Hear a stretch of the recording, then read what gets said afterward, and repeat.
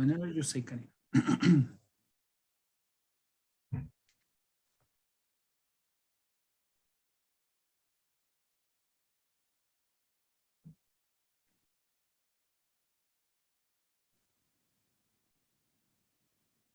It seems that we are ready, right?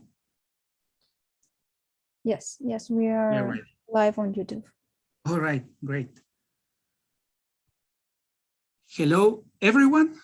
Good afternoon here in Chile, and hello to everyone around the world. My name is Felipe Ochoa, and we are here on the geotechnical seminars for the University of Chile.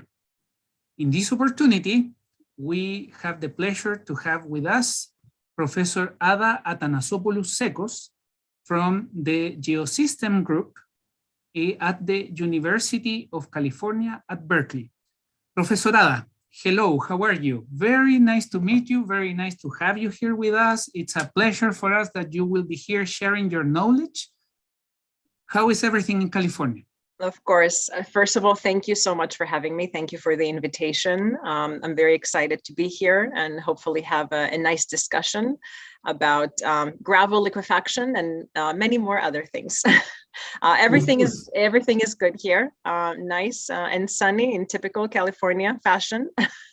The weather must be getting even more fantastic than some months ago, right? Yes. It's definitely getting warmer. Yeah. I see. Are you gonna? It seems to me that that you are from Greece, right?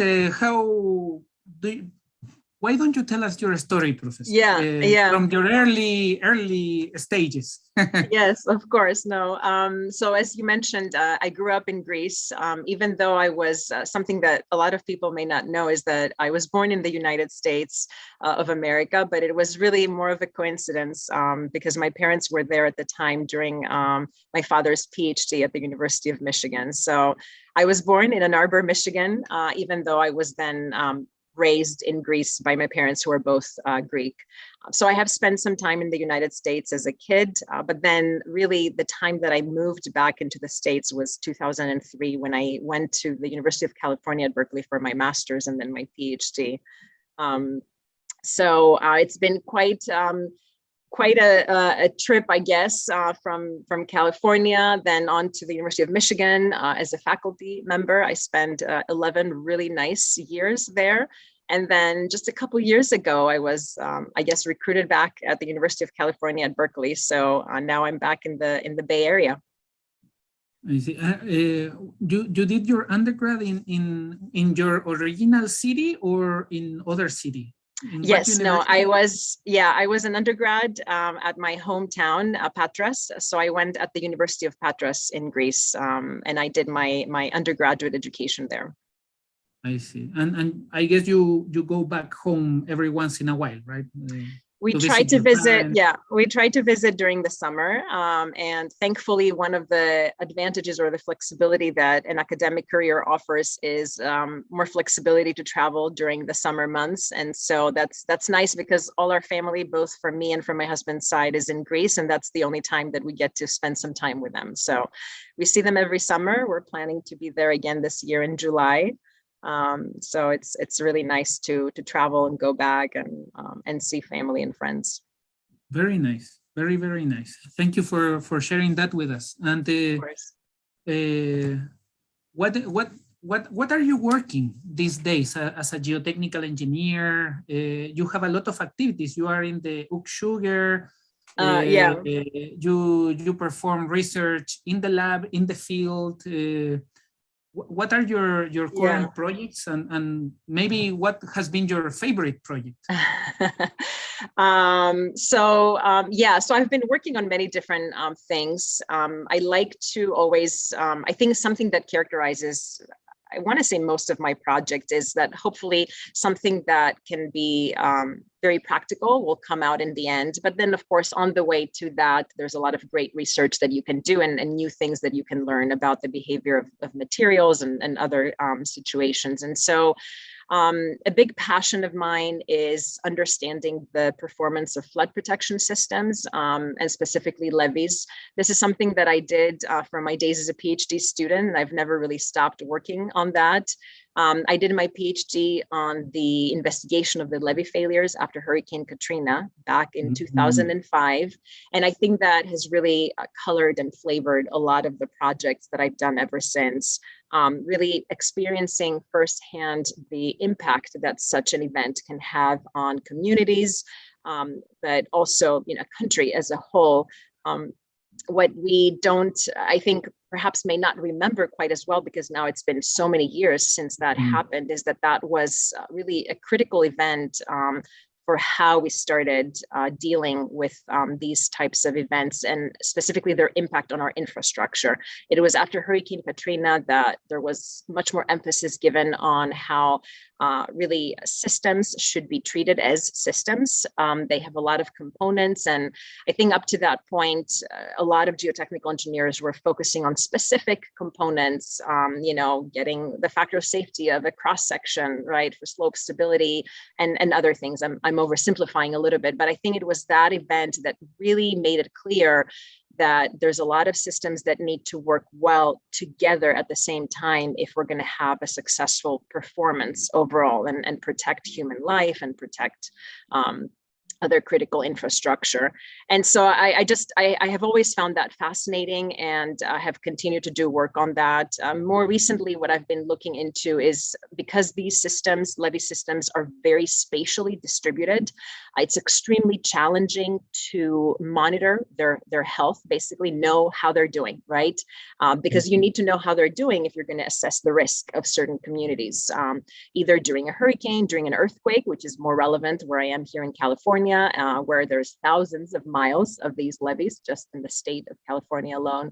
And so we've been looking at possibly using more non-invasive or remote sensing techniques, try and collect a lot of data, leverage advances in machine learning to process, this data, and hopefully flag vulnerable locations, so that then we can use our resources more intelligently, and we can target specific sections rather than just kind of blindly almost going out again and again and again and walking these sections until we find, what could be wrong.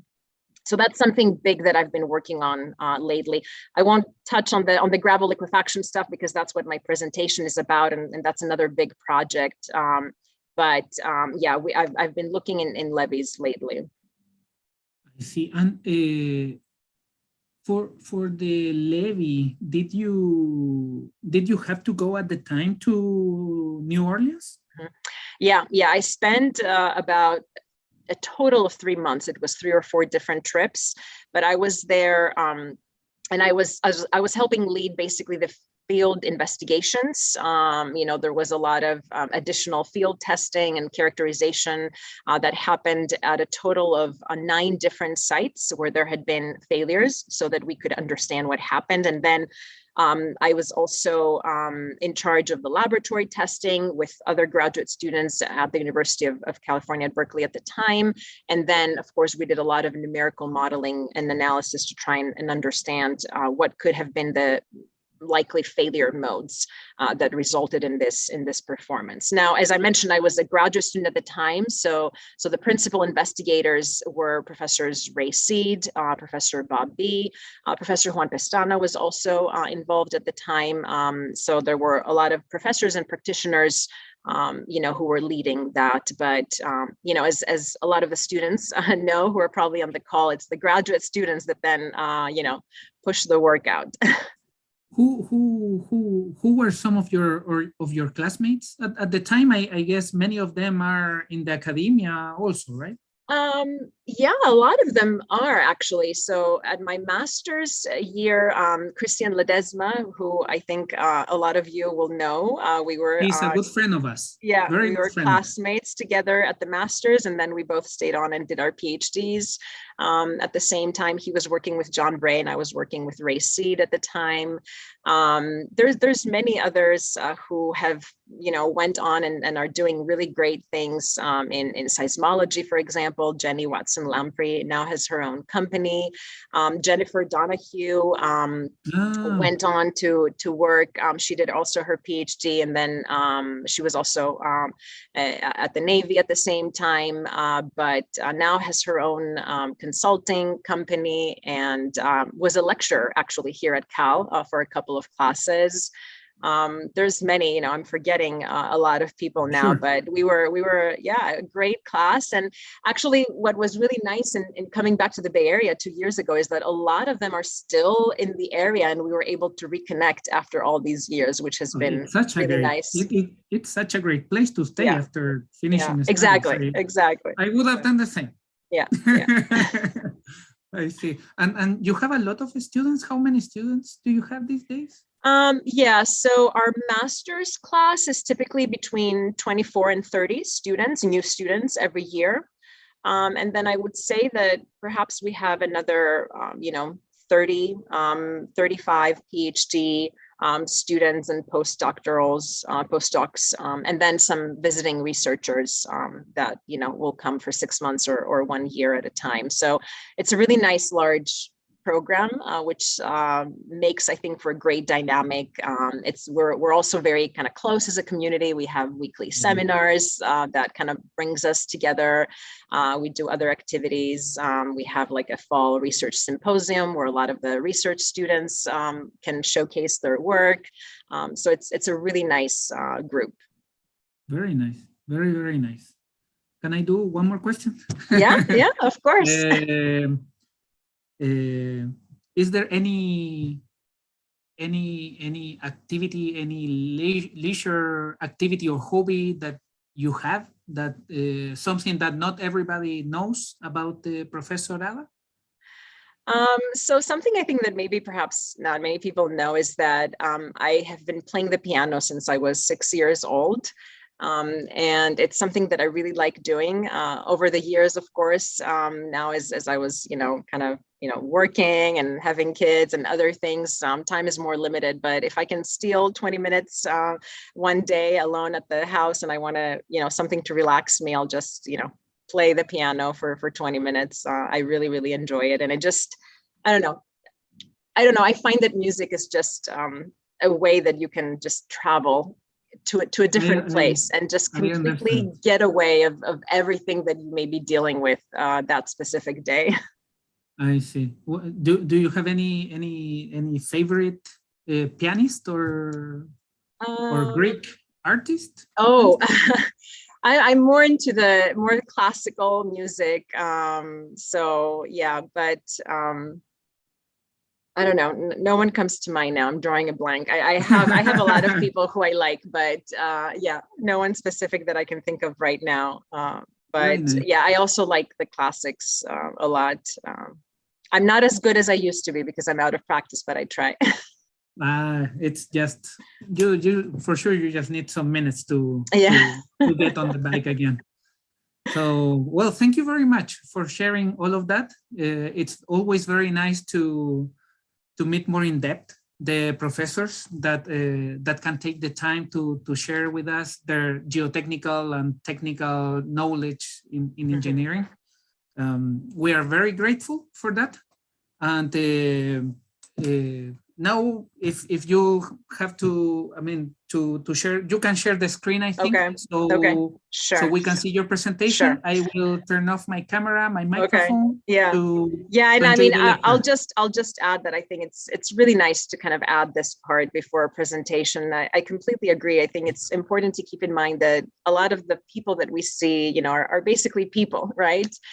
Maybe they're doing, great research or, like I've definitely been in talks where I'm looking at someone and, like an idol, right? It's someone I've heard so much about and I've admired. I know what you mean. But it's just, I think it's so refreshing to also realize that, they're people, they have other aspects in their lives. And so, yeah, thank you for giving me a chance to share some of mine.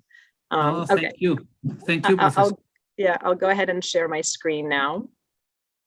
Let's see. Okay.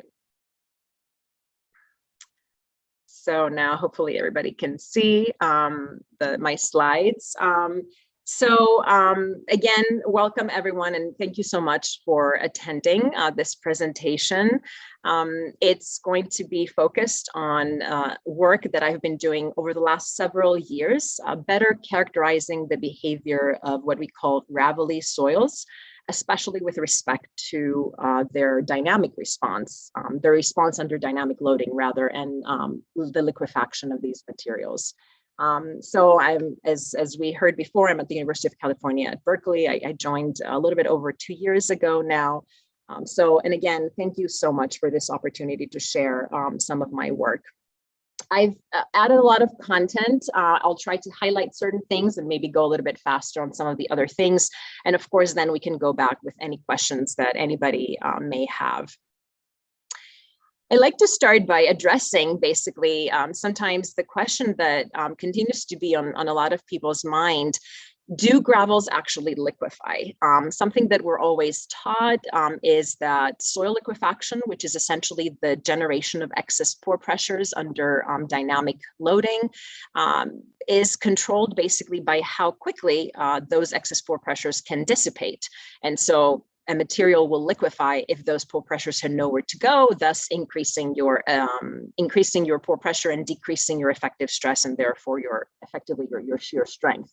And so with gravels, they tend to be at the top level of the materials when it comes to permeability. And so we would wonder sometimes, why would they liquefy? The pore pressure should be able to dissipate quite quickly, as the water should be able to freely move about these high permeability materials. However, as we also know from empirical correlations like the Hazen equation that we use to calculate, to get an estimate of hydraulic conductivity, that it's really the smaller size particles that can control the hydraulic conductivity. And so all it takes is really a few % of fines, or a very fine sand or a coarse silt mixed in with the gravel, to significantly reduce its hydraulic conductivity and make it actually rather susceptible to soil liquefaction. Not only that, but regardless of the actual consistency of the gravel, if I have layers on top and below that gravel that have a significantly lower hydraulic conductivity, they will act basically as these boundaries, not allowing therefore the pore pressure dissipation to happen. Definitely not happen within the few minutes, right, that maybe a seismic event can have a duration of. And so these statements that I just made are actually backed up by field evidence, which as geotechnical engineers, we always like and we prefer. And so you see here a list of some older earthquake events where there was clear evidence of liquefaction of gravelly materials. So when I say gravelly materials, it can be, you know, anything from a gravelly sand to a sandy gravel to a full gravel material. But there have been also some more recent events that have continued to highlight the need to better characterize these materials, because the liquefaction of these gravelly soils has severe consequences, especially in terms of critical infrastructure. So what I'm showing here, for example, is ejecta of these gravelly materials all the way traveling up to the surface, which is basically a surface manifestation of the effect of soil liquefaction. And this is a picture from the 2014 Cephalonia earthquake in Greece. This is how it affected one of the ports there. And as we're going to see in a minute, it actually had pretty severe consequences. And even perhaps more recently in 2016 in New Zealand, following the Kaikoura earthquake, again, we see large particles coming up to the surface as part of ejecta following the liquefaction of these gravelly materials. Both of these were very well documented by reconnaissance efforts supported by gear, which is really great because now we have very well documented case studies that can become very helpful in back analyzing and therefore better understanding these materials. So for example, I talked about the 2014 earthquake. You know, you may wonder from the title of my presentation, you know, how does the liquefaction of gravels affect critical infrastructure? Sometimes that can seem a little bit vague. And so I like to use this example because I think it really makes a very clear statement as to how that can happen. So this is the island of Cephalonia in Greece. It's in the Ionian, which is basically the sea segment between Greece and Italy, for those of you familiar with that area. And the island basically has 4 major ports: Sami, Poros, Argostoli, and Lixouri. And as we see, two of those were actually quite affected by this earthquake, and specifically by the liquefaction of gravelly material that were part of the subsurface. Now, what that resulted in is the fact that there could no longer be used for ships, for example, to dock and take supplies or anything that the island needed right after the earthquake. And so you might say, well, no big deal. There's 4 ports. You only said 2 were affected. Let's go to the other 2. And so if you go to some of the other 2, and let me see if I can pull up my pointer here so I can show. So the other 2 that were not affected were Poros and Sami here on the east. However, if you bring your resources and your supplies here, you still have to travel through the island to get to the western part. And so that was affected by landslides that cut some of the main transportation arteries.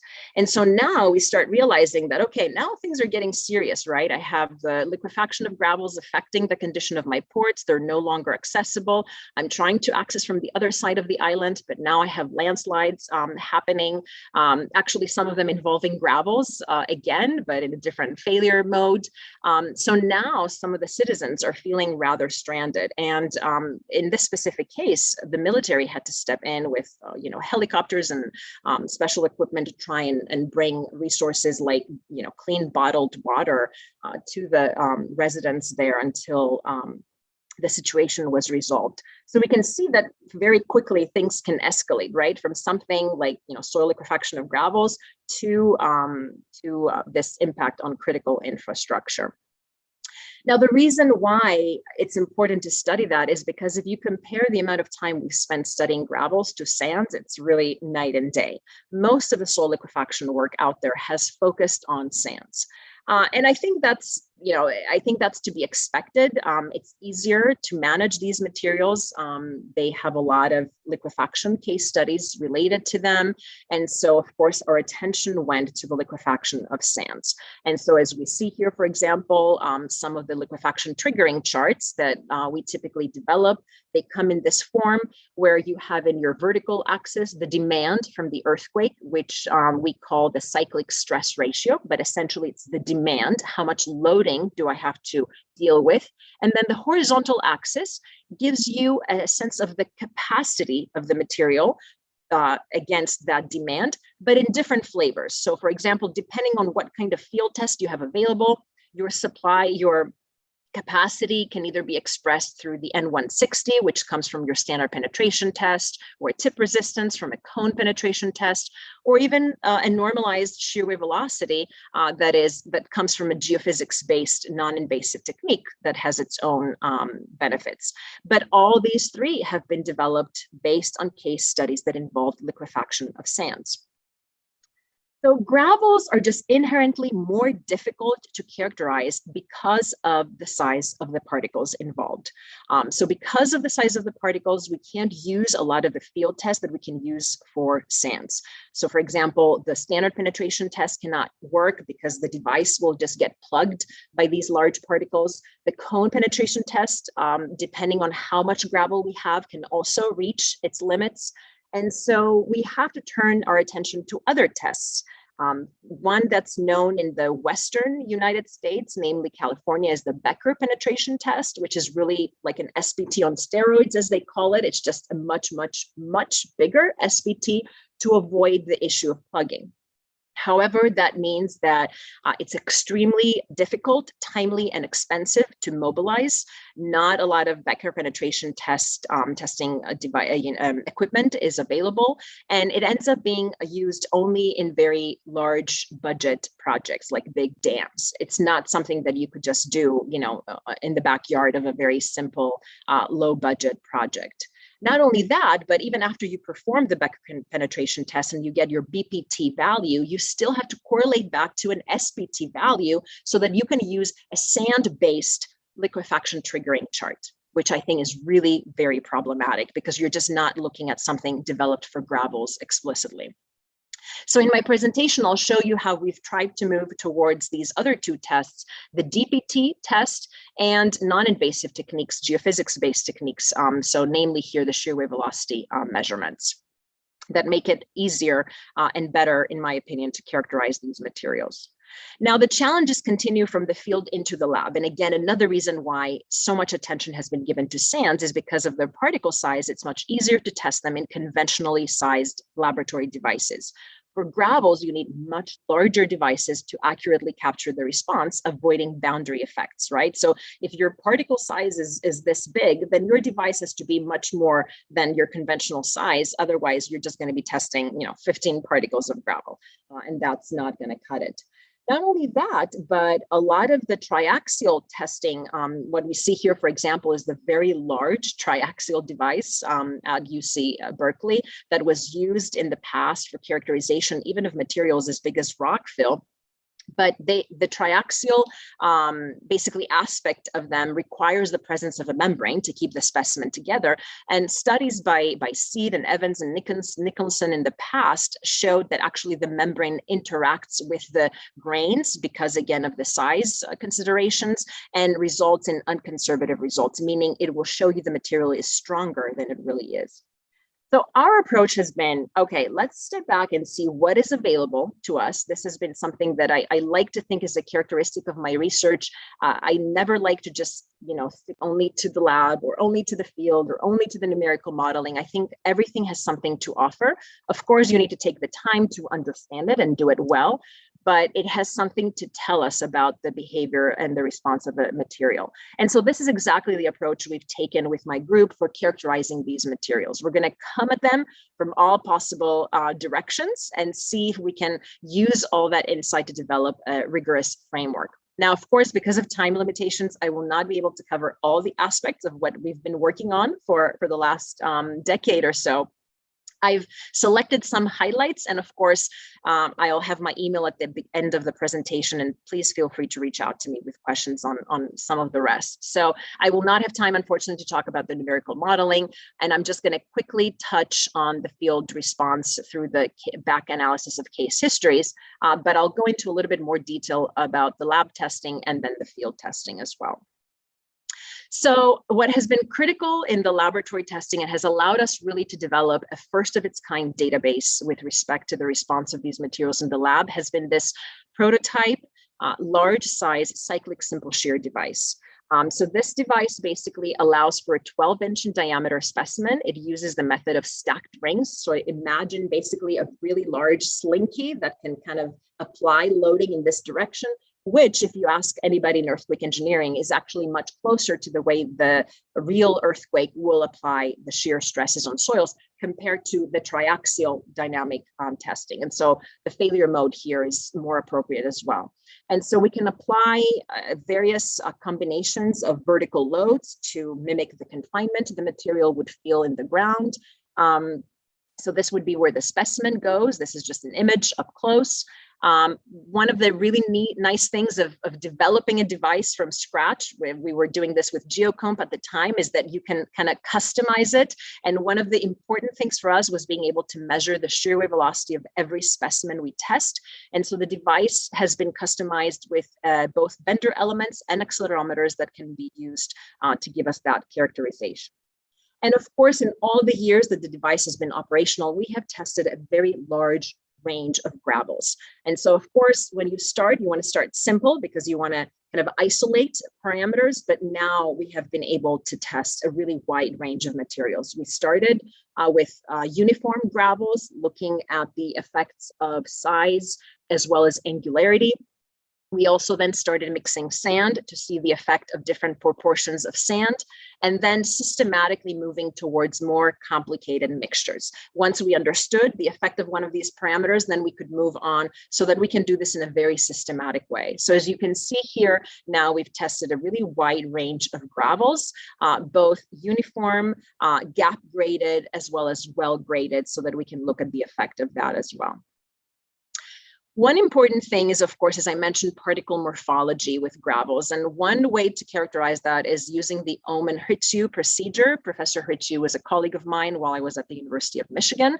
They developed this technique where basically once you separate your material in size bins, you lay it onto this translucent table, it lights up, and then you take pictures that then you can process, like the ones shown at the bottom here. And then with a certain program that they've written, it can give you the distribution of the grain size, of course, but then other things that we typically don't have, like your aspect ratio, sphericity, convexity. These are things that at best you may be able to characterize very qualitatively, just holding the material in your hand and saying, yeah, it kind of looks angular or actually looks more rounded, right? But typically you don't have this kind of quantifiable information. So this was extremely useful for us. Now, as you put your specimen together, before you start even your testing, I would argue, you should have some hypothesis in your mind. How do I think, or what would I expect for this gravel to do when I apply a certain loading? And of course, we started with monotonic loadings. Again, as I said, start simple and then build up the complexity. So there's really no reason to expect gravels to behave differently from uniform sands in terms of the overall trends, right? Because they are coarse-grained granular materials. And so the critical state framework basically applies in gravels as well. So we see basically this kind of difference in behavior going from loose materials that are going to be highly contractive to intermediate ones, to then the more dense materials that will not exhibit such a high excess pore pressure generation, and then will actually dissipate quicker and give you a stress strain hardening response. And this is what we see with gravels, right? Now, as you can see, these axes don't have numbers on them. So this is what I mean, that we expect this kind of trend, but we don't know what the actual numbers are going to be. Where is the peak going to happen, right? Where is this phase transformation line that I'm going from a contractive to a dilative behavior? Now I need to reevaluate all that for this specific group of materials. And this is exactly what we did. And so, as I mentioned, we started from uniform gravel and then on to mixtures and then more complicated mixtures. But basically, this is what we see in terms of the effect of a relative density, as well as the effect of percent sand. So for example, all the way here at the left, what I see is a clean sand. I always like to use a material that others have tested for many years as a baseline. First of all, to demonstrate that my device is doing what it's supposed to be doing, but also then to compare as I start adding in the gravel. So we see here a very characteristic response of a loose versus a dense sand. You see the two relative densities here, and then this number is going to stay constant in terms of the two different densities, so I can now see the effect of other things. So here what I've changed is I have 60% sand, 40% a crushed limestone gravel. And so now I actually see that the behavior between dense and loose starts coming a little bit closer together. And then when I go to my 100% gravel, clean gravel, I see a little bit of a different response as well, right? So this is what I meant before, when overall the trend is not shocking or surprising, but there are some differences and insights that I can now see. One importance, for example, is that when you have a clean sand or a clean gravel or a mixture, the range between your minimum and your maximum void ratio changes, right? It can be larger, it can be smaller. And this is a direct result of the behavior, this is a direct consequence of the different behavior that we see here. Not only that, but we also found that particle angularity is very important. And not only that, it's actually consistent with what has been shown for sands as well. So the same thing applies to gravels. So both sands and gravels, when they have angular particles, right, they have a little bit of a higher shear stress at the phase transformation. The rounder particles give me a little bit of a lower shear stress. And we see it here in terms of the contractive and then the dilative behavior. We see here the effect again of the percent sand versus gravel, right? So I see that the mixture of a certain percent gives me the highest shear stress, and then lower below, I have the uniform materials. Now we can take a minute and think about that, like why is that? Why is the mixture more resistant? And the reason is when you have two different sizes and you mix it together, you have a more efficient packing of that material than if you have only one size of your grains, right? So again, that's to be expected, and it's nicely confirmed here. So moving on now that we better understand the monotonic response, and as I said, I'm only showing limited results, but we've done this, as you can imagine, for different combinations of relative densities and vertical loads and so forth and so on. We move on into the cyclic response, so the response under a cyclic load. And so we keep a constant cyclic stress ratio, as you see here. This is really important when you're reviewing laboratory data for cyclic response. It's really important that all these peaks, if you connect them, will give you a straight line, right? If they start kind of leaning down, that means you're losing your ability to apply the same shear stress. And so you can't interpret your results the same way. And so what we see here, this is the, as it's called, the Berkeley way of plotting things. I believe it was Juan Pestana who came up with this first, and then everybody, at least on our end, has been plotting things this way, because I think it's really the most efficient way with 4 plots to really show the total behavior of this material. So what we have at the top left here is basically your stress path, right? So you're starting to cycle back and forth, back and forth, back and forth, and then all of a sudden you can't take it anymore. And so you get what we call your butterfly loops. And then if you come here, you have the classic shear strain, shear stress response, or the banana loops, as we call them, right? And the material is stiff at the beginning, but then as the pore pressures start to dissipate, to generate, you start to lose that stiffness. And so your loops start to lean and also increase in area, which also shows is an indication of how much energy is being dissipated, the damping basically that's happening. Now here at the bottom, we see shear strain versus number of cycles liquefaction, so that we see how that strain is accumulating for the number of cycles. So for example, the difference between the red and the black line, the red is your loose, 47%, the black is your dense, 87%, 86%. And you also see what that means in terms of shear wave velocity. So your loose is at 185 meters per second, dense is 217 meters per second. Now, what I will draw your attention to is that both of these specimens eventually liquefy. And it doesn't take a lot of cycles to liquefy a dense gravel with a shear wave velocity in excess of 200 meters per second.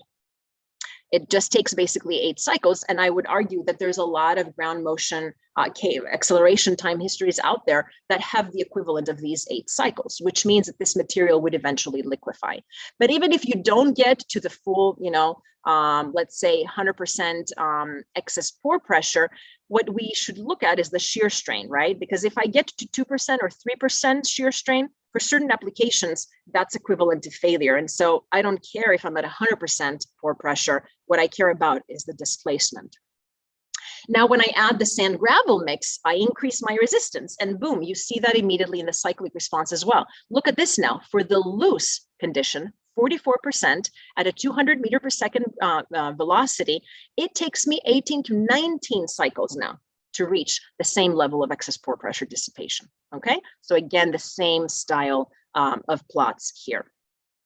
More recently, we also collaborated with the University of Canterbury in New Zealand and Misko Tribinovsky there, who shipped over gravelly material from the Wellington port where the liquefaction occurred, and we were able to test it in our device. This material is a sandy gravelly sand mix. It has a much higher coefficient of uniformity, so a much well-graded material.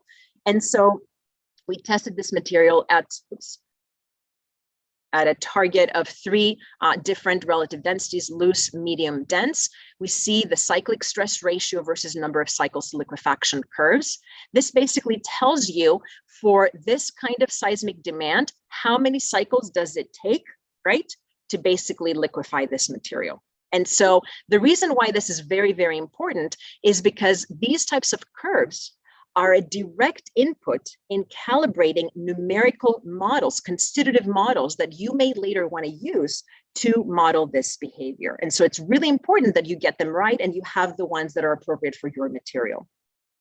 We also want to understand the effect of initial shear stress. So when you have sloping ground conditions, you have some initial shear stress in addition to what the earthquake will apply. And so it's really important to incorporate that effect and see how it may change things. Is it making things better? Is it making things worse? And so we can apply initial stress in the lab. And so this is what we see here in the different colors. So we have our baseline case always with black over here, which is similar to what we saw before. And then as I move to blue and green, I have a higher and higher initial shear stress. And of course, what happens is that I have, first of all, I have a preferential direction for where the strain is accumulating, but it means that I'm also much closer to this red envelope, right, that dictates where the critical state is going to be.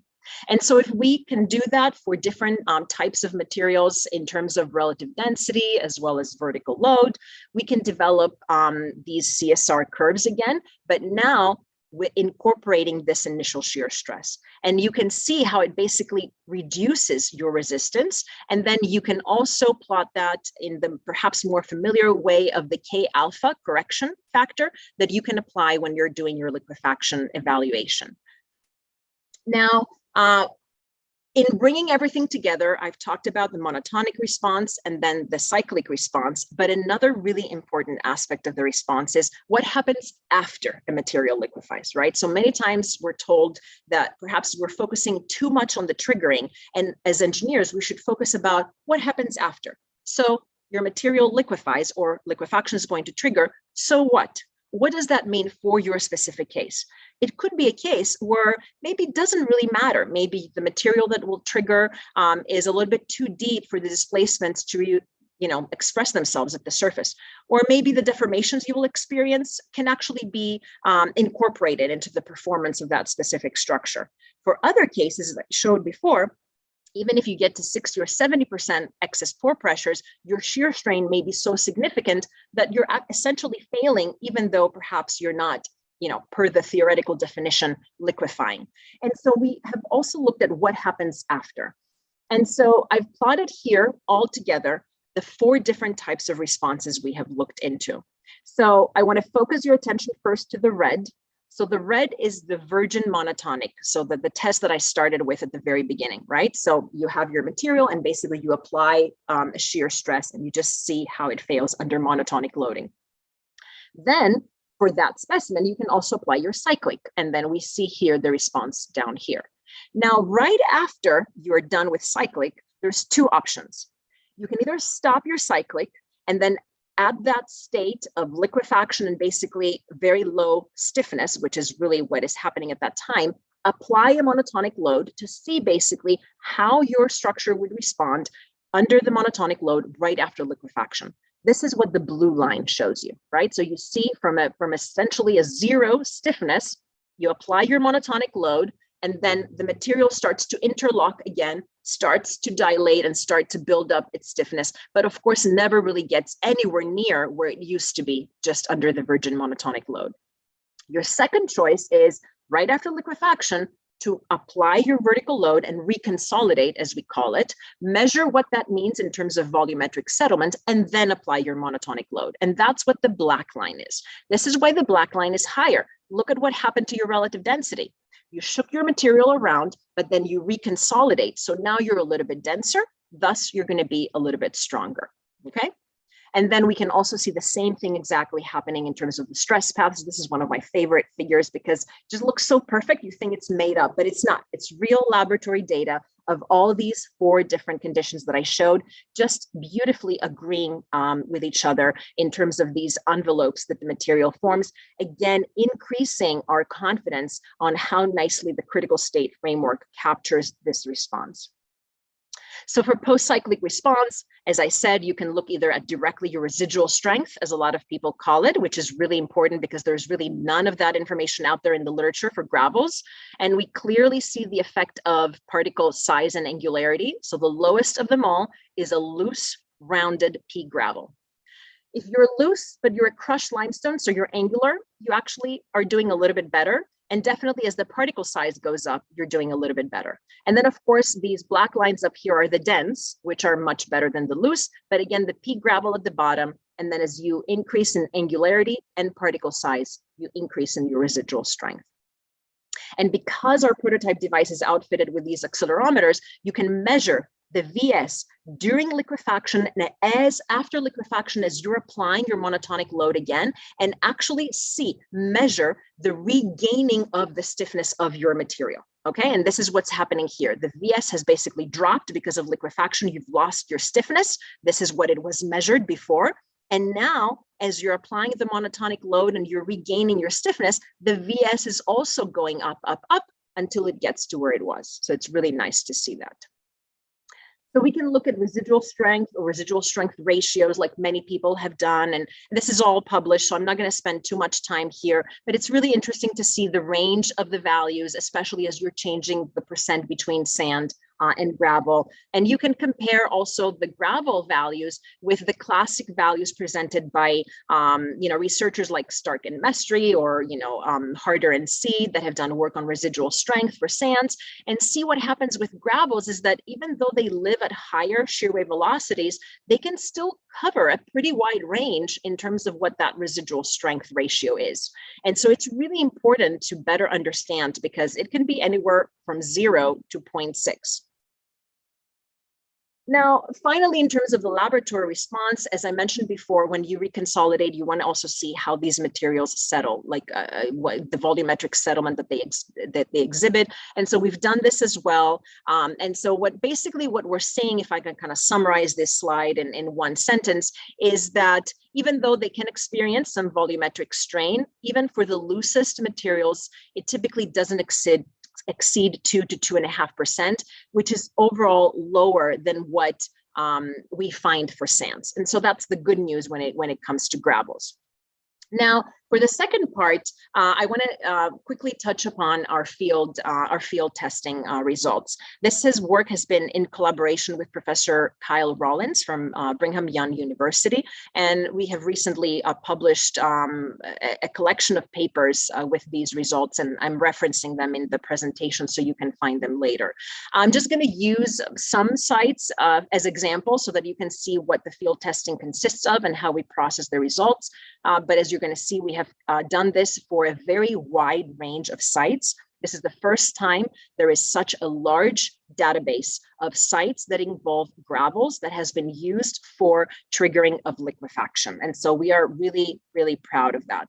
The sites also include a wide range of geologic conditions, which is really important so that you don't have some kind of bias in your data set.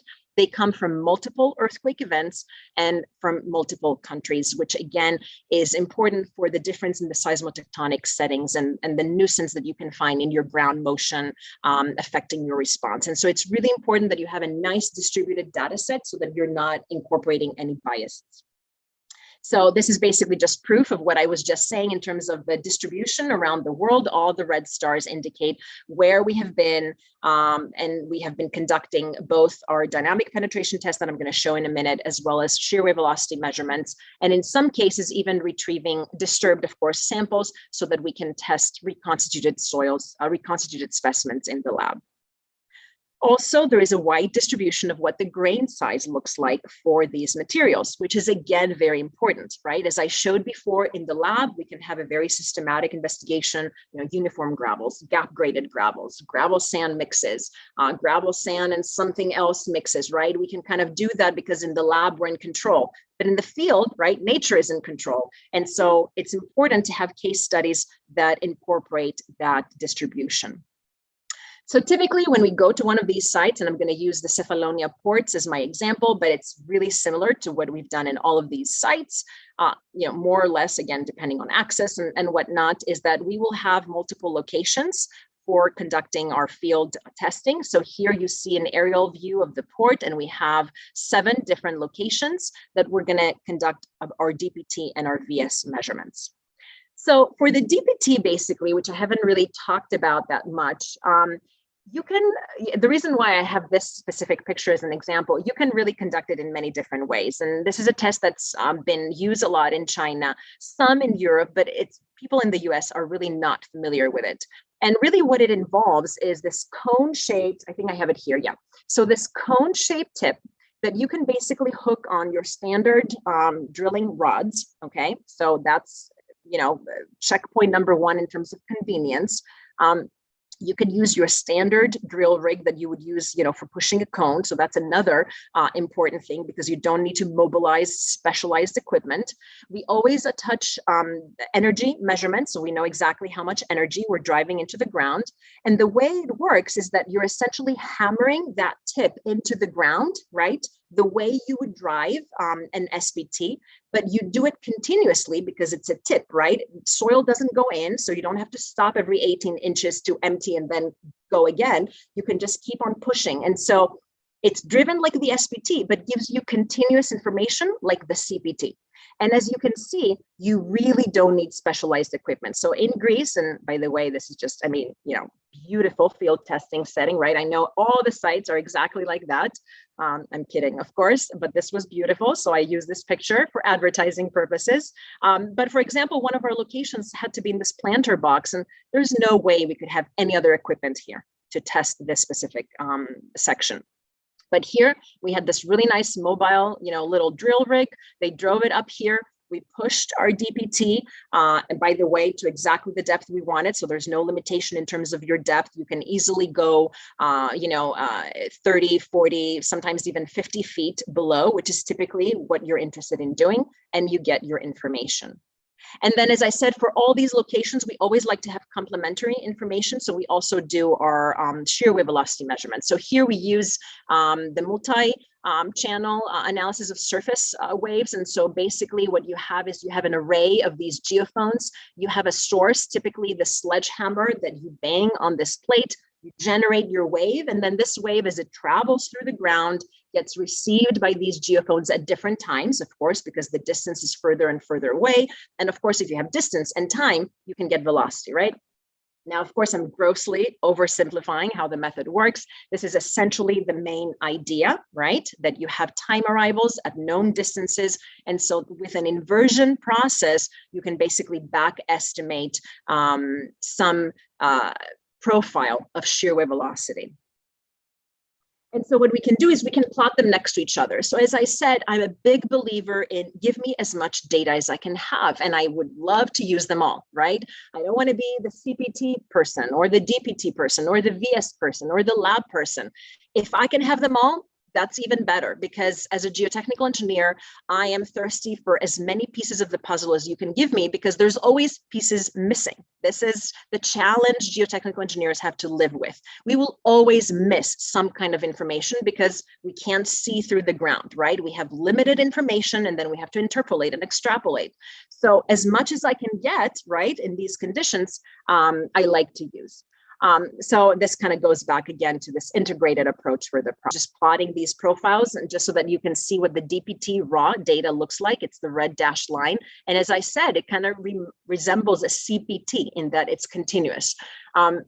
And then you can go through and say, okay, here it's kind of going back and forth, but this is going to be kind of like my average DPT number, right? And you can kind of do an average per layer if you wanted to, or you can use the specific information that you have coming in raw, and then you can have your normalized shear wave velocity as well, and you can compare them, right? And see if they're actually going up and down together, more so than I would expect, because what we need to keep in mind is how different these tests that I'm running are. The shear wave velocity is what we call a small strain property of my soil. So basically, when these waves are traveling, they're deforming my soil at strains that are 10 to the -3, -4%, right? Very, very, very small strains. The soil is barely moving as the waves are traveling through, and I can basically invert and get the shear wave velocity. On the other hand, the DPT driving process that I described is anything but a small strain. I'm basically completely destroying the material as I'm pushing this cone into the ground, right? And I'm just using the resistance to the driving as a proxy for my resistance to liquefaction. And yet, overall, these are giving me similar insights. And so we can develop correlations. This is an upcoming paper that Professor Rollins and our group are putting out together, where you can have a correlation between these two numbers, again, from a variety of sites. But my main important thing is to show you how we've used this information to develop new triggering charts for gravels specifically. And so what we can do is we can show, basically use this CRR, CSR analysis. We can use existing, first of all, procedures to see whether there's need to develop new ones, first of all. And we do see that there is, because according to the existing ones, they're not capturing all the field response as it is observed in the field, right? So there are instances where the procedure says we weren't going to expect liquefaction when we actually, in fact, do see liquefaction. So that means that gravels are behaving differently than sands. And so we need to find a way to capture that. And so this is one of those two new charts that we have developed, and my next slide has the other one. This is the DPT-based probabilistic liquefaction triggering curves for gravelly soils. Every single point that you see on this graph is coming from a site that had a gravelly material engaged in dynamic loading. And then the closed symbols are the materials that in fact liquefied.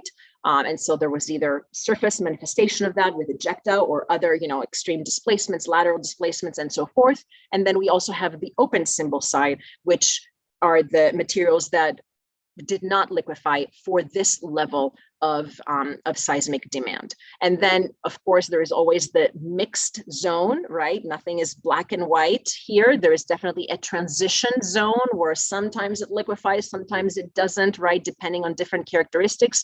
And this is where you have your spread of your probabilistic curves. And so we're trying to move away from deterministic, like it will trigger or it won't, and rather say, well, there is a 70% chance that liquefaction will trigger, okay? Meaning that we cannot be 100% confident, again, if we are within this zone. So the way this works is like the very first slide that I showed, where I showed you these types of curves for sands, only now we have them for gravels. And so your vertical axis is basically your demand from the earthquake, the cyclic stress ratio. And then the horizontal now is the corrected DPT blow count from this test, that as long as you have your DPT tip and some typical drilling rig equipment, you can conduct at your site, of course, with proper energy measurements, right, and everything else. Not only that, but because for all the sites we have shear wave velocity measurements, we also have developed a VS-based probabilistic triggering curves for gravelly soils. So again, all the same sites, now we have data points from VS, and we have probabilistic curves here as well. The main thing I want you to keep from this plot is the fact that we used to think, for some reason, that there was this threshold at 200 meters per second, and if my material was above that, it was safe against liquefaction.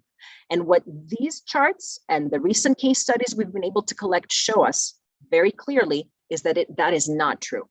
Being above 200 meters per second does not, de facto make you safe against liquefaction. You need to take a closer look. As we can see here, there were sites that liquefied in excess of 250 meters per second shear wave velocities. So we need to be very careful.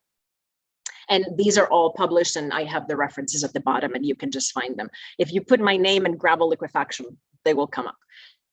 So just to close here, as we're getting near the end, I just want to add a few comments on back analyzing case studies. I said that I didn't have time to go in too deep into that, but I think it's important to at least mention how we use it and why it's important. So the first part of my presentation focused on laboratory testing. And some of the criticism there can be, well, all these specimens you're testing are reconstituted because you can't sample good quality, coarse-grained, cohesionless material. Of course, we should never do that. It's only about field testing or testing reconstituted specimens.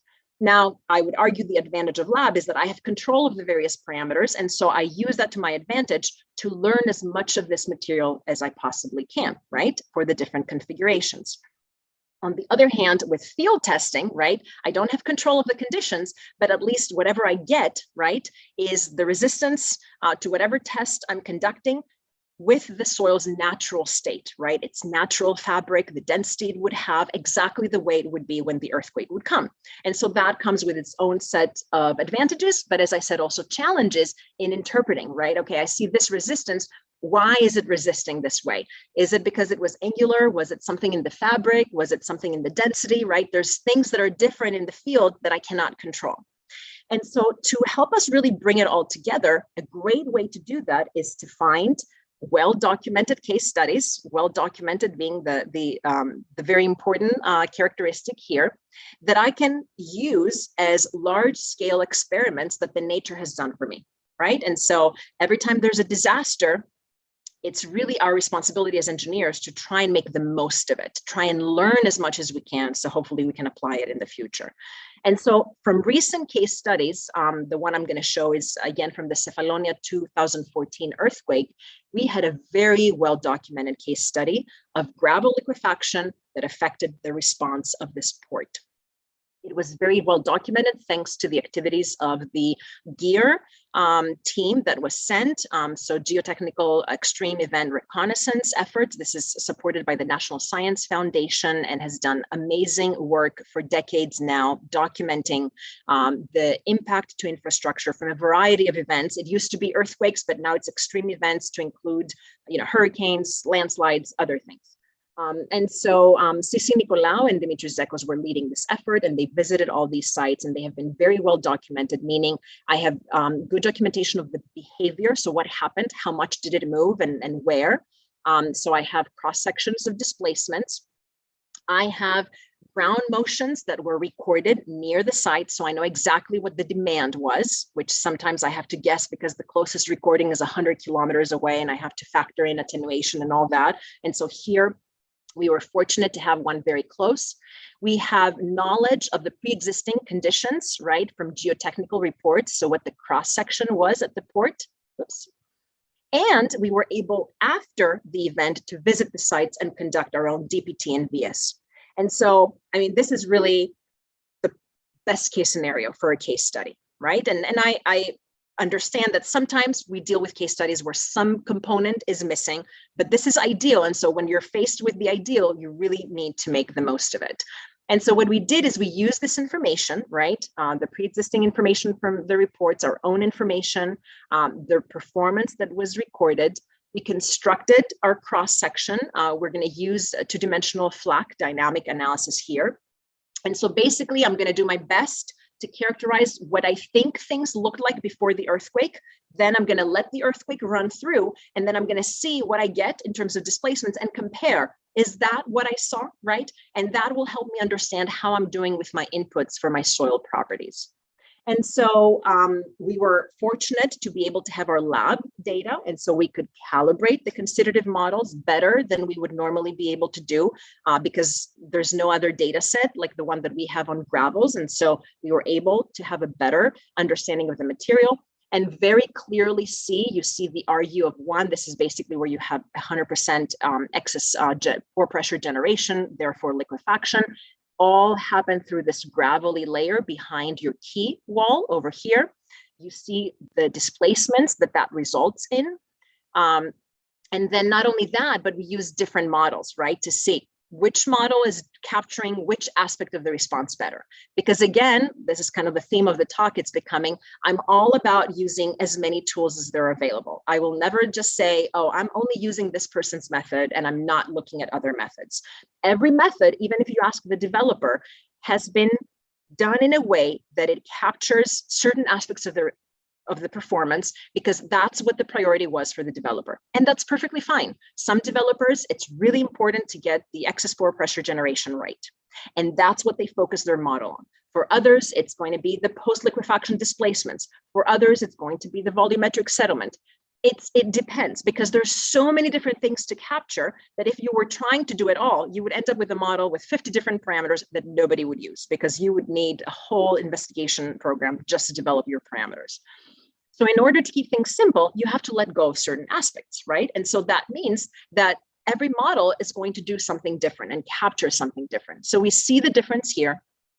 And then for this specific case, for that specific cross-section, for this specific input motion, you can see which model is perhaps doing a little bit better. But overall, for me, what was important is to see the very good agreement between computed and observed displacements, which further, I think, supports the case of the need for material-specific constitutive models, right? So calibrating these models with your curves that you developed in the lab for your material, and then you can get it right because we have extremely powerful tools. Okay. So with that, before I finish off, I would like to, of course, acknowledge the fact that none of this happens without having a fantastic group of people that have helped me throughout the years, and of course, a lot of funding from different sources. And so the NSF, the USSD, GeoComp, and the development of our prototype device, Peer, ConeTech, of course, the collaboration with Misko from the University of Canterbury, and of course, all my collaborators, Kyle, Dimitris, Misko, postdoctoral researchers, and past graduate students who are now on to do other great things. And so with that, I would like to thank you very much for your attention. I'm not sure if I went over because we chatted a little bit longer at the beginning, but hopefully this is okay. And I would be happy to take any questions now, but also feel free to send me an email if you have any questions or would like access to any of the publications. Thank you very much.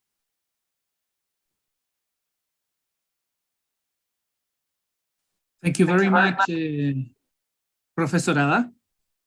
I wonder if there are any questions from the public here in the Zoom room.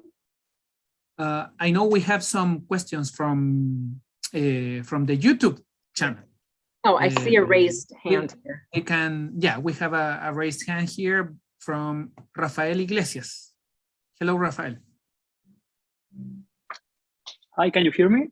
Mm-hmm. Yes. Hi, thank you very much. Very interesting presentation.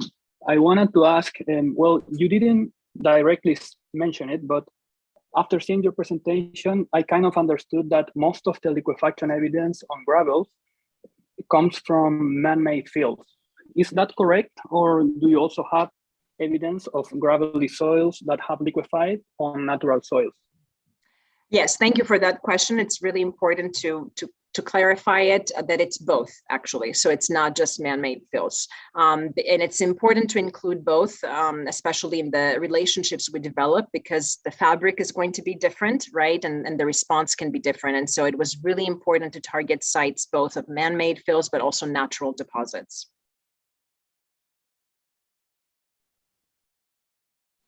And all that information exists in the papers where we discuss the case studies. There's reference for every case study that we use, every bullet point, you know, so you can find all the information where they're coming from and what was the case for every time.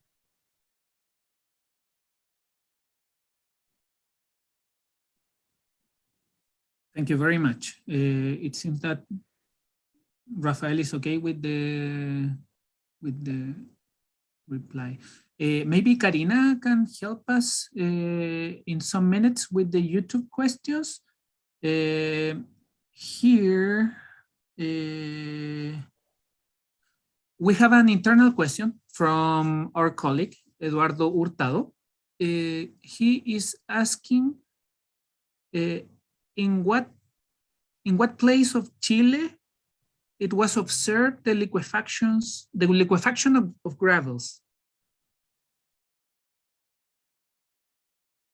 I'm not sure, is he referring to a specific case study? Specific, if you know, it seems to me that you had a map with a place marked on Chile in the cases of gravel liquefaction observed during earthquakes.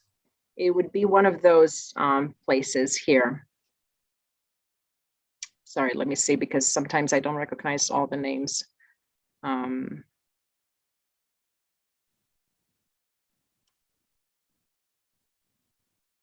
I can look it up in the paper and provide the detail there, but it would be one of those places here. Sure thing. So we have that, and we have, okay, here Karina is helping us with some of the questions from YouTube. We have one from Alistair Cadden, and he is asking, has liquefaction testing of rockfill tailings type mixtures been undertaken anywhere? Because this keeps cropping up for analysis of co-disposal of waste rock and tailings at mine sites. Yeah, that's a very good question and a very good point. And it's something that we are actively working towards because there is definitely interest here in the US. So as large as our Cyclic Simple Shear device is, it can't quite accommodate large rockfill. And so we are in the process of reviving our very large device that we have out in the Richmond Field Station that I showed a picture from its past glory. It needs some work to get there again, but it is something that is of great concern to us. And so we're working towards being able to do that. Having said that, now we are definitely looking into using our 12-inch diameter device to test material that has a small percentage of some larger particles that may be floating in a matrix of some smaller particles. So we're trying to see basically what the limit is exactly for using our device, and at what percent of these much larger particles are we basically reaching the limits, and we really should switch to something that's much larger. I see. Well, in fact, Alistair Cadden enters the room. So enter the room. So Mr. Cadden. Yeah, hi. Thanks. Sorry, I was on the YouTube channel. I didn't realize I could get onto the Zoom call as well, so I'd switched halfway through. Yeah, I guess what we're kind of interested in is two ideas. One where we have a mix of rock fill and tailings, like a compacted fill, manufactured fill, and see how that might behave under seismic loading or even static liquefaction loading, static loading. And the other concept, and Professor Verdugo will be aware of this, we have rockfill embankments which are used to contain tailings, and the tailings then flows through them to fill interstitial spaces. And the rockfill may be compacted to quite a high density, but because we are then introducing tailings and water into the pore space, could that then potentially be susceptible to liquefaction under dynamic or even static loading? No, and as I said, I think that's an excellent point. It's something that's of interest to the Army Corps of Engineers here in the US, because that can also affect the response of certain dams in the US. And so it's of great interest, and we're working hard to see what the best approach is, because these can be, as challenging as gravels are, rockfill is its own category there. But I think definitely, if I can extend some of the lessons learned, with the gravels, I think definitely the interaction of the finer material, right? When you're dealing with rockfill, finer material doesn't have to be clay, right? It's just something that's much, much smaller compared to what the rockfill is. And that could be enough, right, to momentarily induce some excess pore pressure generation and get you some displacements. And as I was saying before, it doesn't have to get to 100%, right? You don't have to have the catastrophic, overwhelming liquefaction. If it gets close enough, typically to 70% for some of these materials, the deformation is going to be significant, and maybe one that you can't, is not acceptable for that specific case. And I looked up the location in Chile is the Iquique site. I'm not sure if I'm pronouncing it correct, but that's the site that we have included. I see. Okay. Thank you, Profesora. Thank you, Mr. Cadden. There is another question from Jose Suda, and he asks, DPT is similar to the PEX cone? No, not the Beck. I think if he's asking about the Becker test, so it's not the what? I would have thought he might refer to the Beck, but he says explicitly the PEX cone. Okay. So I'm not familiar with that right now. Which one would that be? But basically, it's let me, if maybe I can share again the slides to kind of just show the image of what it looks like. So basically, this is the tip that you would attach to the rod, and then you would you would push it into the ground. It's impact driving, so you're measuring blows per a certain increment of inches, and then you're adding that number up and reporting it as your DPT number. But because it's a cone tip, you can just do that continuously, and then you can add the increments of your blow counts. Very nice. That's a very nice equipment. It's from Virgil Systems. it's from your group, or it's so so basically, as long as you have the measurements, you can fabricate it, right? It's just made out of steel, and you have to. And we're also looking at the effect of different size, right? Different inclination here for the tip. So that's all part of the research that we're doing to see how we can further minimize sleeve friction as you're going deeper and deeper. And so these are the things that we're trying to do so that the community can feel more comfortable using this test, because it hasn't been used as much as others. And so I think people need to become more familiar, but we need to also have a better understanding of everything that's happening during the test and have appropriate corrections for when needed. So we've been doing the energy correction. We're looking into the depth correction for the overburden. And then we also need to come up with a fines correction as well, which is in the works. I see.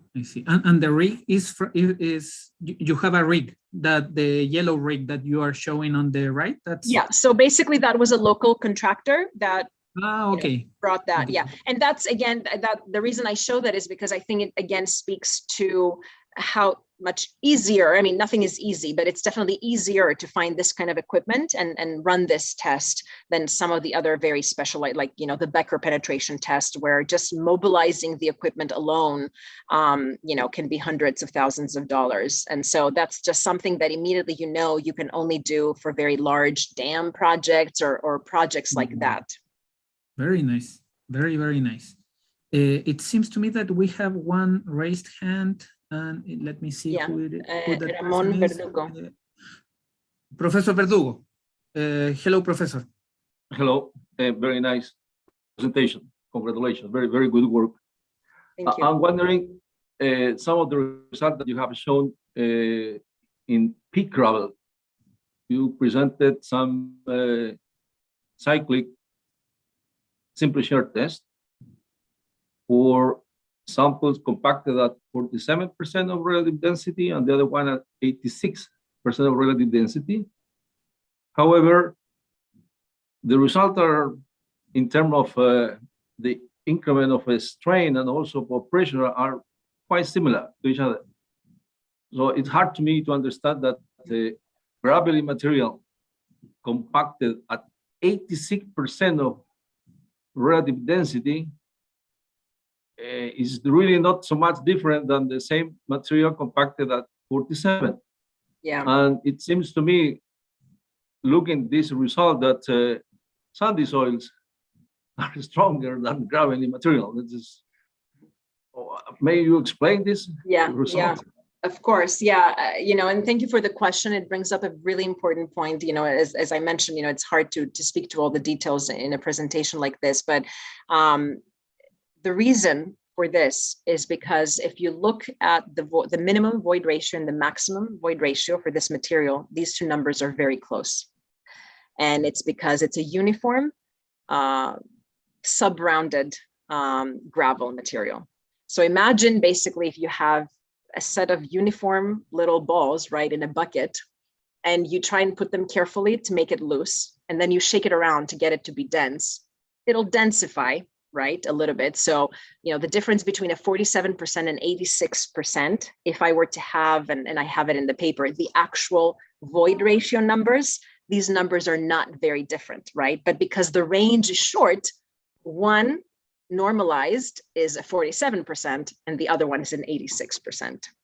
And so this was something that was actually, very insightful to us for this behavior. Now, as I mentioned, of course, this is true for uniform, right? Gravels that pretty much have the same size.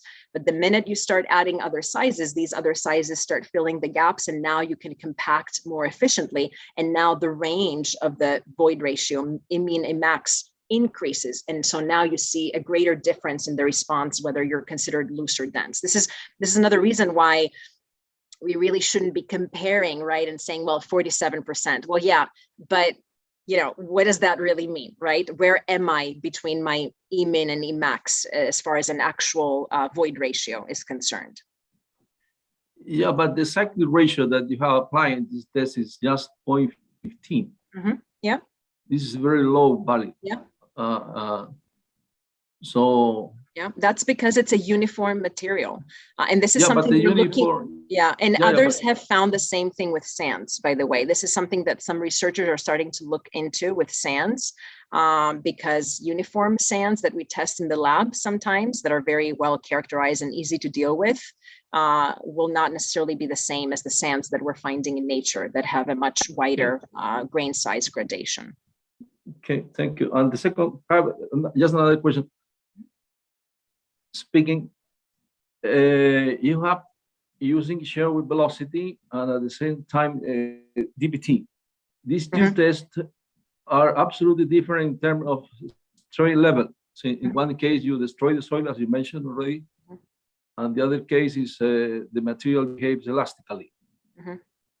So I'm wondering how these two different, completely different tests that request absolutely different level of strain, both of them can give you the same answer in terms of how weak or strong is the material in terms of liquefaction. Yeah, so, you know, as I said before, they won't give you the exact same answer, but they both move and follow similar trends, right? So when a material gets weaker, it's easier to penetrate and typically has smaller stiffness. But as I said, of course, the correlation is not one-to-one, and that's the reason why, you know, we have a plot like the one I showed here, where, you know, there's a lot of scatter, and I think understandably so. I would not expect anything better than this. This is exactly the kind of correlation we see with sands reported between SPT and VS that researchers have tried to do, right? So, and this correlation will never get better than what we show here for the precise reason that we just discussed, that they're testing something very different. Not only that, but the DPT is testing material at one location, whereas the VS is interpreted by waves that have traveled through a much larger volume of material. So it's kind of like a more an average, right, of what the material is doing there. But it's just basically overall what they're showing. Basically, what this confirms is that both of them are good ways at looking at liquefaction triggering. This is really what I'm using this for. I'm not going to use this correlation to go from one to the other. This is actually the reason why I don't necessarily like the Becker as much, is because even if I pay a lot of money and I do the Becker and I get my Becker penetration resistance, then I have to go to a correlation that doesn't look much better than this to go from a BPT value to an SPT number, so that then I can use the graphs that I had in my third slide in my presentation, right? Because there's just not enough data to do a Becker-based triggering. And so this is not, you know, implied to use this correlation to go from one to the other. This is more to show that both of these methods actually are good ways to look into liquefaction triggering for these materials, but keeping in mind what they each are doing. Okay, thank you. Thank you very much. Thank you very much, both. There is another question from Jose Zuda, and he asked if it could be possible to access somehow to the papers from 2021 and 2022. Yeah, I think that could be easily done. Yeah, absolutely. Just feel free to contact me, and we can work on that. Yeah. Can we have two more questions? There is one question from Winterkamp Hernich. He says, Profesora, great information. Just wanted to ask if it could be possible to summarize which could be field and lab test for gravel. That's a very wide answer, I'm sure. So if I understand correctly, what would be like the recommended ways of characterizing the material? Yeah. In the lab and in the field. Yeah. So, you know, for a specific project, of course, it's going to depend, you know, on the available budget, right, and the resources that are available. But I think, and again, this is our hope, is that because we truly believe that the DPT and the VS, right, if if done correctly, of course, and interpreted correctly, can be very insightful. And even though VS is non-invasive, so it's a little bit easier and quicker to perform, it's really about the processing of the data that's the key with the VS. And then with the DPT, even though it is an invasive, test, it doesn't necessarily require a borehole, right? So unless you're trying to target a material that's very deep and maybe you need to pre-drill, the top few feet, you can just kind of start going right from the surface, and you don't need highly specialized equipment. So I would say, if you can have this combination of DPT and VS, that would really be the best. The VS on its own will leave perhaps, some, question marks. Something we need to be careful with the VS, for example, is that you need to be very well aware of the geology. If you have older, Pleistocene level deposits, there might have been some cementation developing. And because, as we mentioned before in the question before, the VS is testing at the small strain level, it may appear to be unrealistically high, because it's really sampling that cementation that during the earthquake will break, and and therefore your actual VS is going to be much smaller. So there are some things like that to consider and be careful with a VS and the interpretation of the data. But if you can do the VS and then back it up with with a penetration type test like the DPT, that would be great. For the lab, it gets a little bit more challenging, because then you would need to sample material. Obviously, it's going to be disturbed. There's no question about that. And so then we would need to have some kind of understanding about the relative density range that we would expect in the field, so that then we could recreate it in the lab in a reconstituted sample. Very nice. I just want to do one comment regarding that, is that here in Chile, we have a triaxial at the University of Chile, but in the Institute of Services, and we have a large triaxial, one diameter in 1 meter diameter and 2 meters diameter. It was made by Professor Verdugo and his collaborators some years ago. And if I remember well, we had undisturbed specimens brought to the university by helicopter. Were they frozen? Did you use the frozen technique? No, undisturbed. That's the most proper answer. Maybe Professor Verdugo can tell us. I mean, with the triaxial, the one thing that we need to be careful with is, again, the membrane effect, as I mentioned, and this is work that was published, as I showed in the late 80s.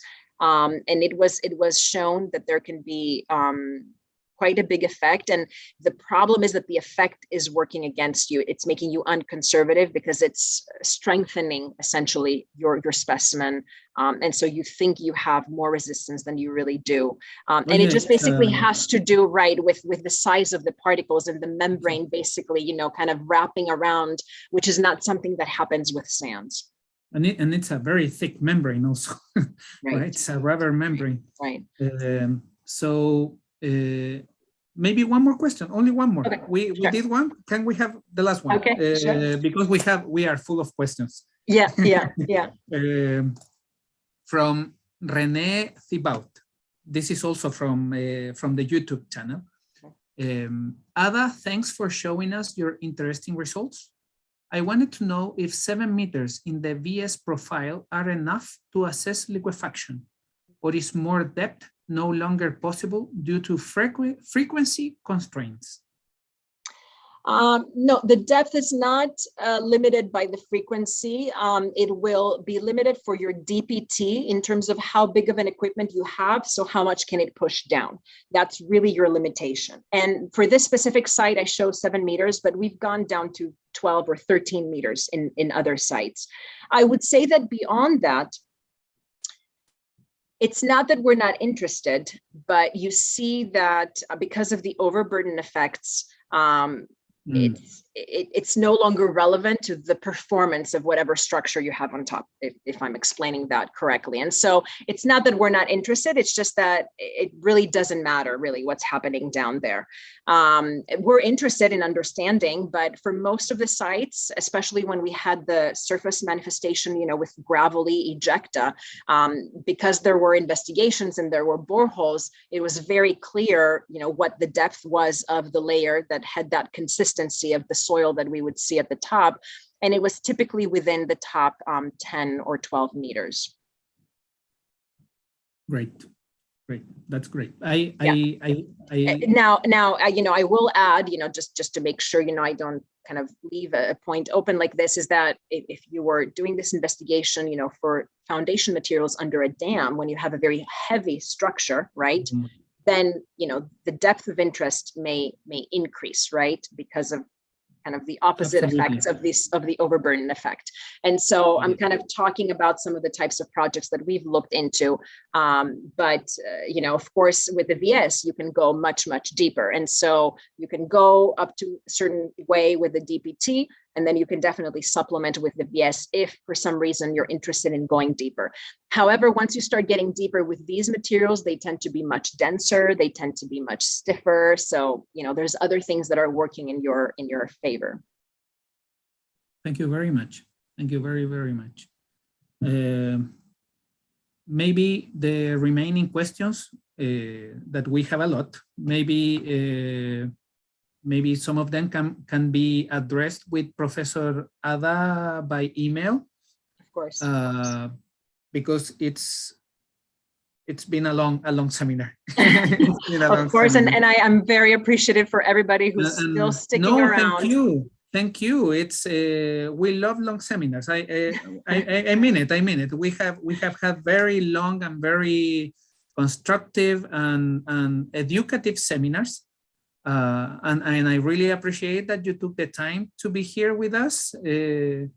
And thank you everyone for coming here. It's been another great seminar. And I think that's it. We start to say bye. We are gonna stay here after the camera turns off for the YouTube transmission. We are gonna stay here some more minutes with Professor Adda. And talking about maybe geotech. And thank you very much to all the students, all the professionals, or all the practitioners that came here. And we look forward to seeing you next time. Our next seminar is on June 14th. And we are gonna be sharing about geotechnical engineering with Professor James K. Mitchell. So from the Berkeley family too. That's fantastic. So thank you everyone. I say bye. Thank you very much, Professor Adda. Thank you. Thank you for having me. We look forward to seeing you very, very soon. And Professor Adda maybe wants to say bye also. Yeah, bye everyone. Thank you so very much. This was great, and thank you for all the great questions. Thank you very much. So Karina, thank you.